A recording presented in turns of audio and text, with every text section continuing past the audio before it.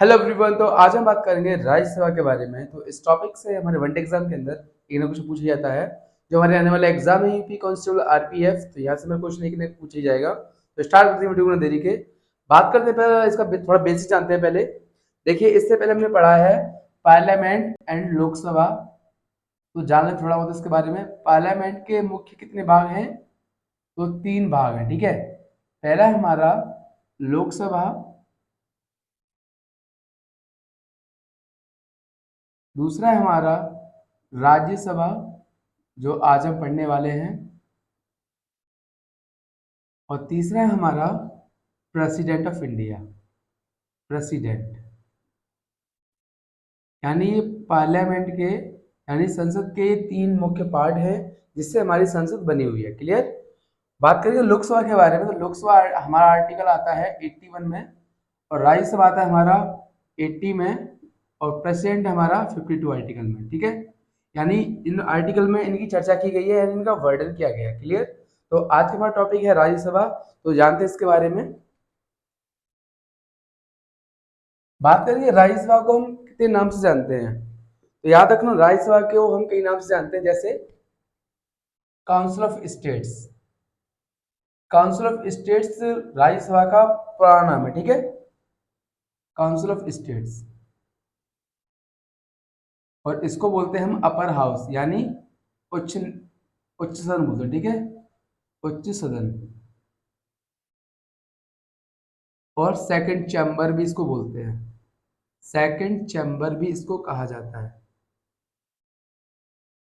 ठीक है। यानी काउंसिल ऑफ स्टेट्स बोलते हैं अपर हाउस, और सेकंड चैम्बर, ठीक है, यानी द्वितीय सदन बोलते हैं। लोकसभा को हम बोलते हैं प्रथम सदन, यानी वो छोटा सदन होता है इसको प्रथम सदन, और जो बड़ा सदन होता है इसको बोलते हैं द्वितीय सदन, यानी सेकंड चैम्बर। और अपर हाउस यानी उच्च सदन बोलते हैं। क्लियर। बात करेंगे राज्यसभा को हम राज्यसभा कब से बोल रहे हैं। तो याद रखना, देखिए पहले इसका नाम था काउंसिल ऑफ स्टेट्स, और अब हम बोलने लगे हैं इसको राज्यसभा को 23 अगस्त 1954 से इसको हम बोलने लगे राज्यसभा। पहले बोलते थे इसको काउंसिल ऑफ स्टेट्स के नाम से, ठीक है। बात करेंगे जो हमारा राज्यसभा है वो किस आर्टिकल में आता है। जैसे हमने ये चर्चा की थी इसके बारे में। जो हमारा आर्टिकल है राज्यसभा का, आर्टिकल ऑफ राज्यसभा, राज्यसभा वो है हमारा 80 आर्टिकल में आता है, ठीक है। याद रखेंगे सभी लोग, क्योंकि हमारे एग्जाम में 12 पूछा जाता है कि आर्टिकल कौन सा है राज्यसभा का जिसमें इसका वर्णन है। तो याद रखेंगे 80 आर्टिकल है। बात करेंगे राज्यसभा एक हमारा परमानेंट हाउस है, ठीक है। परमानेंट हाउस यानी इसका डिसोल्यूशन नहीं हो सकता है, ठीक है। यानी इसको भंग नहीं किया जा सकता है, लेकिन लोकसभा को भंग कर सकते हैं 5 साल से पहले। बात करेंगे राज्यसभा के अंदर मैक्सिमम सीट्स की बात करेंगे, यानी न्यूनतम सीट जो इसके अंदर रखी गई हैं वो कितनी रखी गई हैं। मैक्सिमम सीट्स पूछ लेते हैं हमारे एग्जाम के अंदर, तो याद रखना वो रखेंगे हमारी 250, ठीक है। बात करेंगे प्रेजेंट सीट्स के बारे में। जो प्रेजेंट की बात करेंगे, प्रेजेंट सीट्स, तो वो है हमारी 245। बात करेंगे 250 अंदर इसके मतलब मैक्सिमम सीट्स कैसे रखी गई हैं, बात करते हैं इसके बारे में 250 के बारे में। देखिए, जो 250 सीट्स है हमारी, उनका वर्णन किया गया है, 2 भागों में बांट दिया गया इनको। तो जो हमारी 238 सीट्स हैं वो हमारी स्टेट से और यूनियन टेरिटरी से है, ठीक है। यूटी, तो स्टेट से हमारी आई है 229 सीट्स, और इससे आई है 4, ठीक है। याद रखेंगे, यानी स्टेट्स और यूनियन टेरिटरीज को मतलब से 238 जो सीट्स हैं वो इन दोनों से हैं। बात करेंगे जो 12 हैं बाकी, ये नॉमिनेट किया गया है by the president, nominate by the president. अब बात करेंगे ये 12 लोग होते कौन है। तो याद रखना, ये 12 लोग वो लोग होते हैं जो अच्छा हो, यानी निपुण होना चाहिए आर्ट में, साइंस में, लिटरेचर में यानी साहित्य में, और सोशल सर्विस में, सोशल सर्विस, इन सब चीज में निपुण होना चाहिए, ठीक है। तो ये नॉमिनेट करते हैं हमारे प्रेसिडेंट द्वारा, यानी भारत के राष्ट्रपति को मतलब नॉमिनेट करते हैं। और जो 238 सीट्स हैं वो मतलब इन दोनों में बांट दी गई हैं, स्टेट्स और यूटी से आते हैं, और जो इन दोनों को मिलाकर जो सीट्स बनती हैं वो हमारी बनती हैं 233 सीट्स, और इसको 12 प्लस कर कर 245 सीट जो हमारी हैं वो भी प्रेजेंट की सीट्स हैं जो हमने अभी पढ़ी। ठीक है, बात करेंगे नेक्स्ट, जो हमारा राज्यसभा का इलेक्शन जो होता है वो कौन कराता है, बताइए। राज्यसभा का जो इलेक्शन होता है, बात करेंगे इलेक्शंस, तो याद रखना वो कराते हैं हमारा ईसीआई। कौन कराता है, ईसीआई। इसका मतलब है इलेक्शन इलेक्शन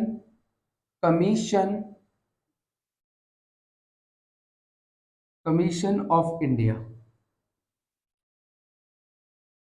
ठीक है, तो ये हमारा मतलब वोटिंग कराती है।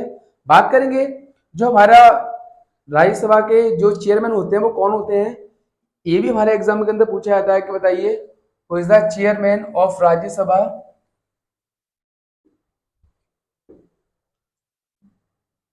चेयरमैन, तो वो होते हैं हमारे वाइस प्रेसिडेंट। कौन होते हैं, वाइस प्रेसिडेंट, यानी ये राज्यसभा के पदेन सभापति होते हैं। और जो हमारे वाइस प्रेसिडेंट है हमारे प्रेसिडेंट के, वो कौन है, तो वो है हमारे Jagdeep Dhankhar. Jagdeep Dhankhar.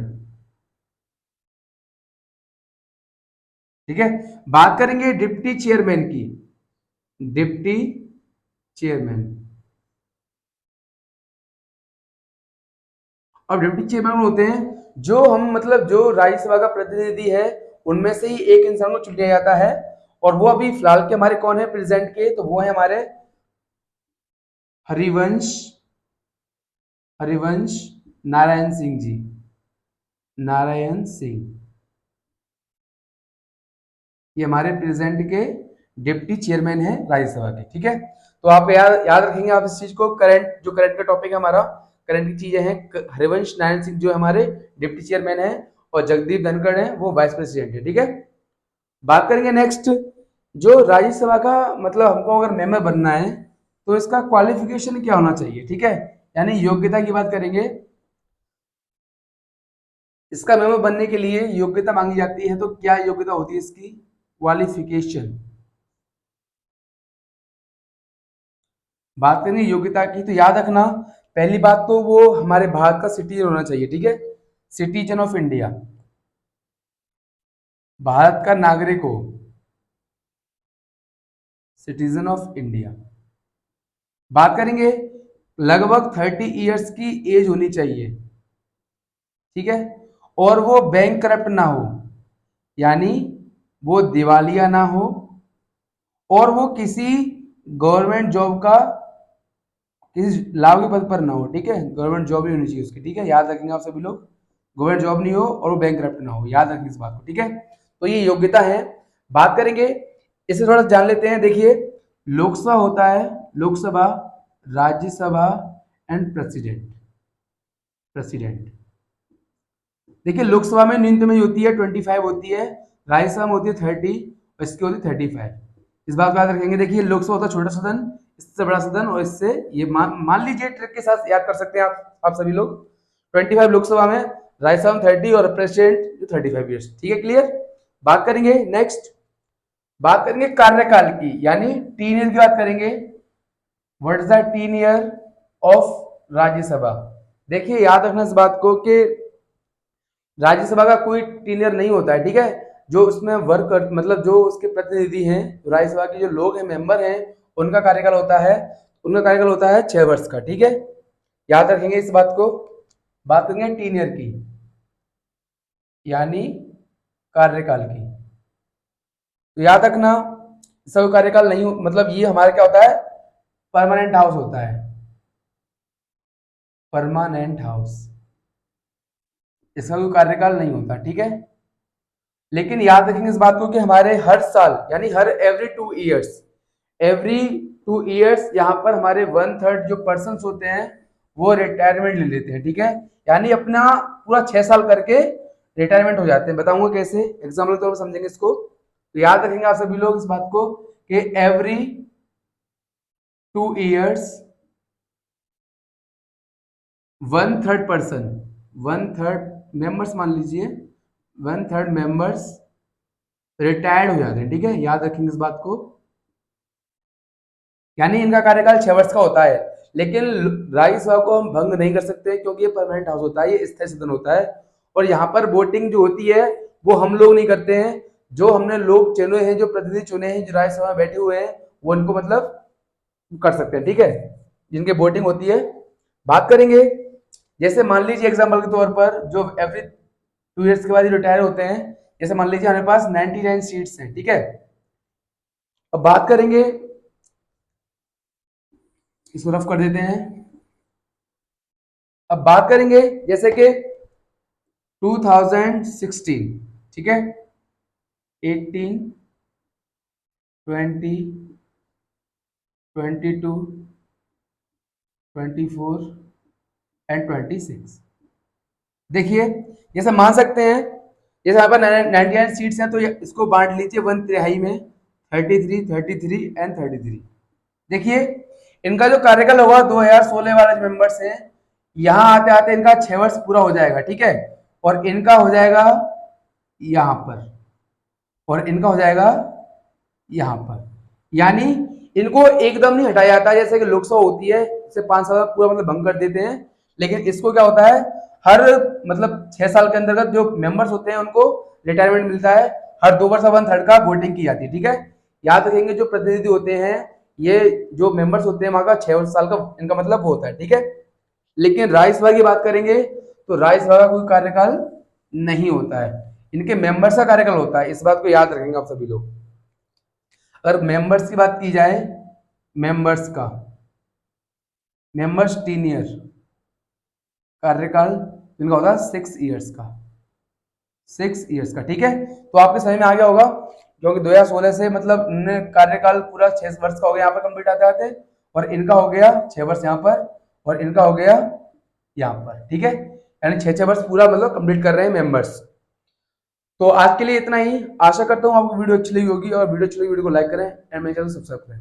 Thank you so much, जय हिंद, जय भारत।